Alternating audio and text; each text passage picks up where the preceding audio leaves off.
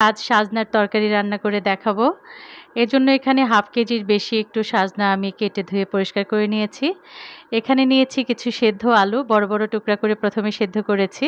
তারপর হাত দিয়ে এভাবে চেপে, চেপে ভেঙে ছোট, ছোট টুকরা করে নিয়েছি, দেখেই হয়তো বুঝতে পারছেন।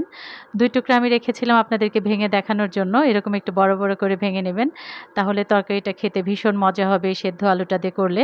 এখানে কিছু মাছের মাথা আমি ছোট, ছোট টুকরা করে কেটেছি। এটা আপনি মাছ দিয়েও রান্না করতে পারেন। আমি আজ মাথা দিয়ে করব। এখানে নিয়েছি ২ টো দেশি পেঁয়াজ, ৩ টুকরা রসুন আর ছোট ১ টুকরা আদা। এটা পাটায় বেটে নিচ্ছি। এবার চুলায় একটা প্যানে পরিমাণ মতো তেল দিয়ে দিলাম। দিয়ে দিচ্ছি পেঁয়াজ কুচি। পেঁয়াজটাকে নেড়েচেড়ে বাদামি কালার করে নিতে হবে। একদম বেশি বাদামি কালার করব না, হালকা করে বাদামি কালার করব। যখন এরকম একটা হালকা বাদামি কালার চলে আসবে তখন সামান্য একটু পানি দিয়ে তারপর গুঁড়া মশলাগুলি দিয়ে দিবেন। তাহলে গুঁড়া মশলাটা যখন ব্যবহার করব তখন কিন্তু পুড়ে ওঠার সম্ভাবনা কম থাকবে। দিয়ে দিলাম ১ টেবিল চামচ মরিচের গুঁড়া, হাফ টেবিল চামচ গুঁড়ে দিচ্ছি হলুদের গুঁড়া, ধনিয়ার গুঁড়া আর জিরার গুঁড়া।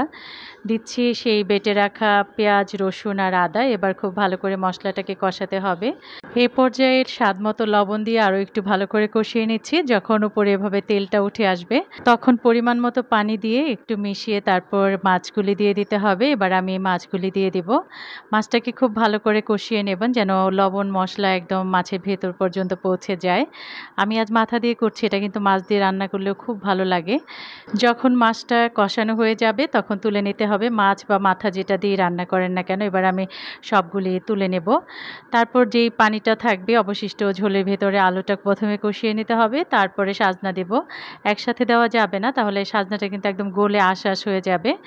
এবার ঢেকে দিচ্ছি। যখন আলুটা খুব ভালো করে কষানো হবে তখন সাজনা দিয়ে দিতে হবে।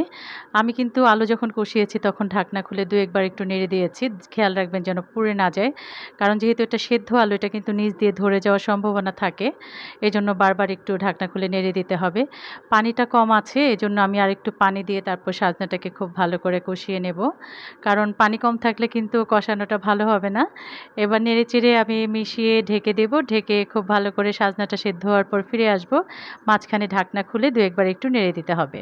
সাজনাটা যখন কিছুটা সেদ্ধ হয়ে যাবে তখন ঝোলের পানি দেব। আমি একটা চেক করে নিচ্ছি কেমন সেদ্ধ হয়েছে। বেশ নরম হয়ে গেছে সাজনাটা।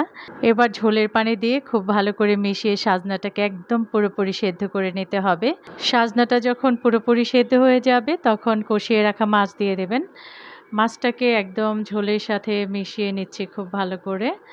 এবার ঢেকে দেব। ৫ মিনিটের মতো যখন জাল হয়ে যাবে তখন উপর দিয়ে কাঁচামরিচ দিয়ে আরও ৫ মিনিট জাল করে চুলার জাল বন্ধ করে দেবেন। এই কাঁচামরিচটা খুবই সুন্দর একটা ফ্লেভার ছড়াবে এই তরকারির ভিতরে।